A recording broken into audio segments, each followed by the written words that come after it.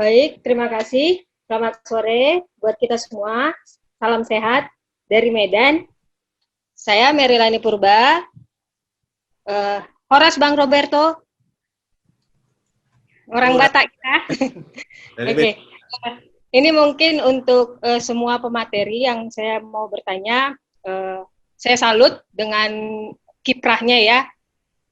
Berjuang untuk masyarakat dari tanaman ya, sesuatu yang sangat sebenarnya ini yang paling penting buat kita. Nah, dari semua kegiatan yang sudah pernah dilakukan yaitu memberikan bantuan untuk perlengkapan bercocok tanam yang dilakukan oleh pemateri, saya ingin mau bertanya ke depannya itu apakah sudah mendapatkan hasil yang maksimal bagi masyarakat yang sudah diberikan bantuan, misalnya kebutuhan hidup keluarga sudah terpenuhi dan bahkan bisa menjual hasil kebunnya, itu yang mau saya tanyakan, atau bagaimana trik-triknya sampai itu bisa long lasting dan itu menjadi seperti yang dikatakan Bang Roberto akan menjadi lifestyle buat masyarakat. Silakan Bang Robert. Ya. Maaf ini sinyalnya agak naik turun, jadi saya tadi volumenya agak kurang. Jadi begini, kalau untuk pertama untuk pengertian benih dan bibit saya klarifikasi dulu. Benih itu biji. Bibit itu yang sudah tumbuh, yang sudah berkecambah, supaya nggak bingung. Benih itu yang kemarin dibagi-bagikan sama aliansi tanam saja, itu paket benih namanya, bukan paket bibit. Benih yang sudah di kantong-kantong biji-biji itu, benih, kemudian disemai, kemudian dia tumbuh, berkecambah, jadi bibit. Nah memang kalau untuk urban ya, urban farming, kemudian juga untuk di desa memang agak beda. Kayak macam sebetulnya yang sekarang ini yang di belakang saya ini Pak Eko karena dia di desa dan dia kebiasaan dia, ini soal kebiasaan ya, lifestyle namanya. Walaupun dia orang pedagang, basis dia memang anak petani ya. Rata-rata kita di Indonesia ini agraris ya, apalagi di Bali ya. Jadi sebetulnya petani itu atau berkebun itu bukan profesi, itu lifestyle, itu udah cara hidupnya, way of life-nya. Jadi apalagi yang pernah saya katakan di Bali ini budayanya dibentuk dari budidaya pertanian. Jadi kalau tidak ada tanah, tidak ada air, gimana mau ada atau mempertahankan budaya? Makanya ketika banyak penggusuran segala macam ya, ketika alih fungsi lahan, ya otomatis kekuatan kelentingan budaya itu juga luntur karena memang tanah sama airnya udah hilang. Padahal basis kebudayaan Bali itu dari pertanian agraris. Kita lihat yang sistem Subak ya, sistem Subak itu kan budidaya pertanian. Kemudian kemudian dibentuk ada ritualnya, Pura Subak ya, Bali Water Temple itu yang paling utama itu sebetulnya. Jadi orang Bali itu ritualnya itu mulai dari memberi ritual kepada air ya, sumber daya air, tanah. Gitu. Ini sudah dari dulu orang Bali itu kayak macam yang disebut profesi adalah penari, pemahat. Tapi mereka semua, penari, pemahat, pelukis, yang seniman-seniman itu, mereka semua bisa bertani. Jadi karena bertani itu kayak macam macam cara hidup aja. Kemudian mereka ada waktu luang, mereka kemudian buat punya skill ya. Kemudian ada yang menjadi seniman, ada yang menjadi blacksmith ya, pembuat pandai. Kemudian ada yang membuat patung segala macam. Tapi semuanya mereka itu bisa bertani, bisa bercocok tanam. Kalau cocok tanam, kalau nggak cocok ya jangan kan gitu. Nah, cocok tanam itu juga gitu. Kalau cocok udaranya, cocok bibitnya, cocok benihnya, cocok tanahnya, tanam. Jangan asal aja, jangan kita tanahnya panas mau nanam apel gitu ya, keliru kan? Nggak cocok tanam namanya. Nah, orang pengetahuan yang lifestyle tadi yang saya bilang tadi itu memang udah banyak hilang, terutama masa revolusi hijau atau green revolution itu, karena pendidikannya, sistem pengetahuan pertanian itu udah dicabut oleh sistem yang sentralistik tadi, yang semua harus diubah, yang harus dari atas. Jadi orang pun tidak terbiasa, apalagi yang orang-orang kota sekarang ya, nggak tahu dia cara bagaimana lanjaran yang kata Bom tadi, nggak tahu lanjaran. Kalau dibilang bambu pakai pengait, nah baru tahu dia, agak dijelaskan. Tapi kalau orang yang udah terbiasa kan dia tahu dia, pakai lanjaran, udah tahu dia. Itu berarti untuk pare, untuk kacang panjang itu harus ada lanjaran. Nah itu yang yang sebetulnya kalau yang orang dari desa macam Pak Eko, dia udah dia berdagang tapi dia nggak pernah dilatih loh. Saya walaupun pelatih permaculture, konsultan permaculture, saya kesini itu untuk advokasi PLTU Celukan Bawang ya, lebih ke isu climate energy. Tapi kemudian saya melihat cara hidup Pak Eko ini, bagaimana, dan bukan cuma Pak Eko ya, nelayan-nelayan dan tetangga-tetangga Pak Eko, karena ini sebetulnya masyarakat pesisir ya. Jadi mereka biasanya kalau angin barat, angin kencang, mereka berkebun atau bertani. Itu udah biasa, mereka nggak perlu ada dilatih oleh penyuluh pertanian. Mereka tahu cara menanam. Pak Eko ini biasanya kan kalau dari benih itu disemai dulu. Disemai, pakai penyemaian, ada nursery kecil, kemudian sudah berkecambah, baru ditanam di bedeng. Nah, kalau Pak Eko ini enggak, dia pakai sistem namanya tabela, tanam bedeng langsung. Jadi benih itu langsung dia semai. Jadi kalau yang di belakang ini umur, tadi dia bilang 3 minggu. Dan dia udah tahu juga cara membuat jarak waktunya. Jadi dia nggak langsung 3 are ini dia tanam 3 minggu lalu serentak. Karena dia tahu bahwa nanti kalau udah panen, serentak banyak memang hasilnya, tapi langsung kosong. Jadi dia buat jeda. Jadi ada yang 2-3 minggu, ada yang setelah 3 minggu, seminggu kemudian dia tanam.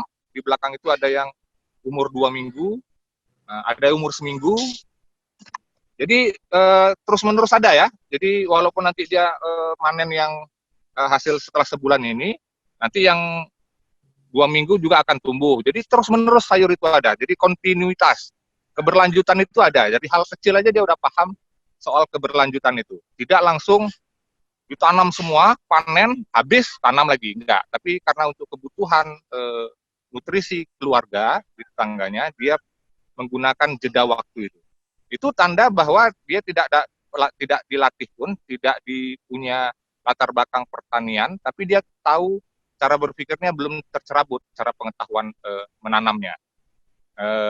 Mungkin ya itu karena dia udah terbiasa ya, karena Pak Eko ini di landscape-nya kan di landscape desa, ada banyak kebun masih gitu ya. Temen memang tantangannya di perkotaan, orang kota memang udah susah membedakan mana pohon mahoni sama pohon durian pun udah susah.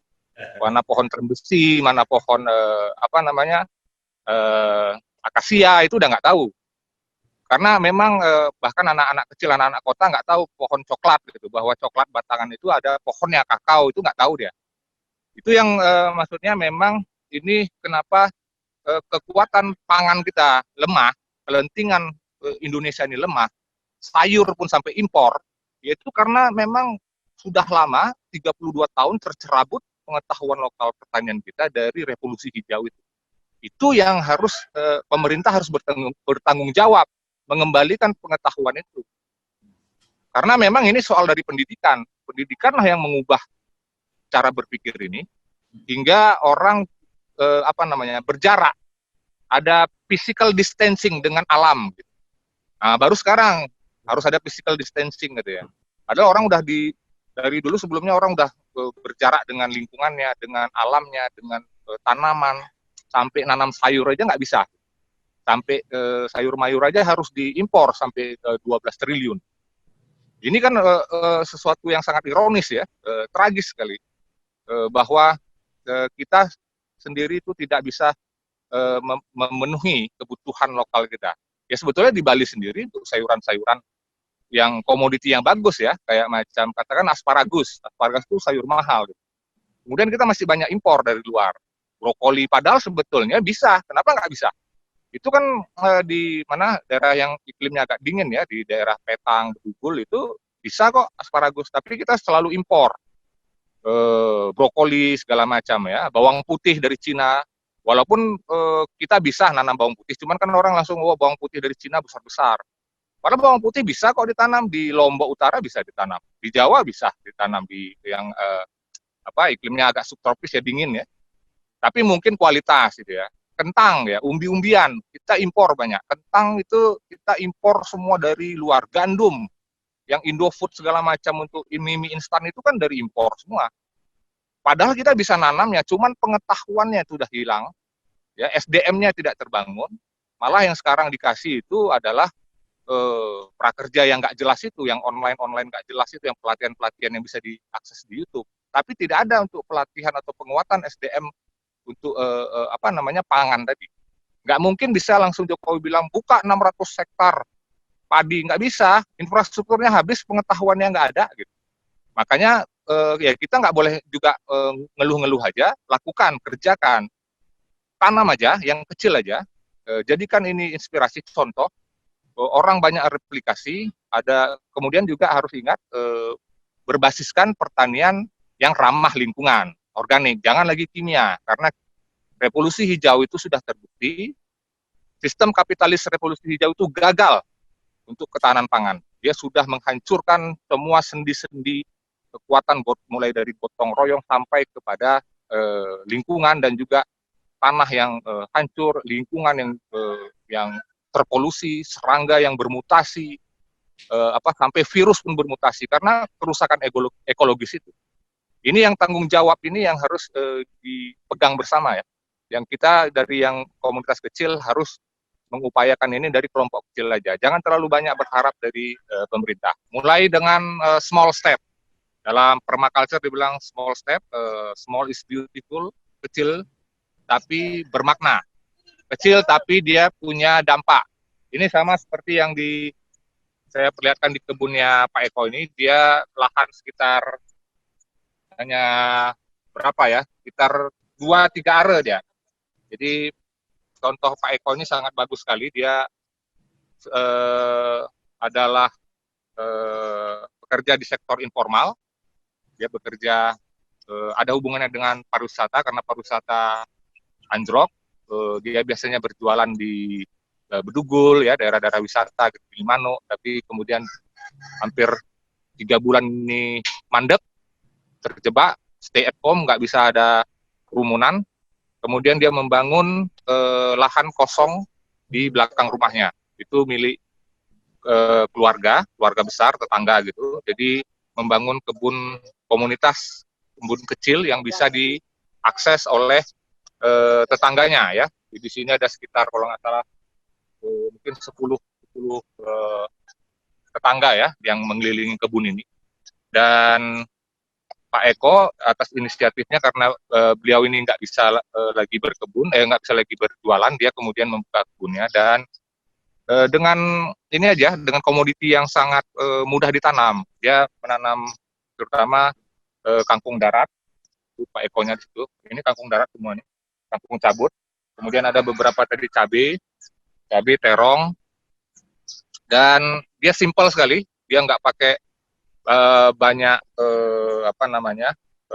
metode yang rumit. Dia langsung tabela, ini langsung tanam bedeng langsung, jadi benih langsung disebarkan, kemudian menunggu hasil sekitar 1 bulan ya kalau untuk sayuran ya, 30 hari, kemudian dia udah langsung bisa dipanen, kemudian bisa untuk menambah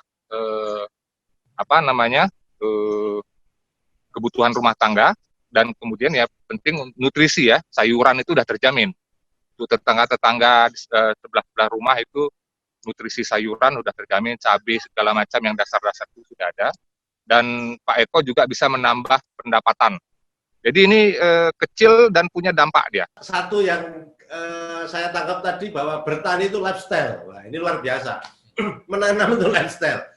Ini menjadi pengetahuan baru bagi generasi sekarang.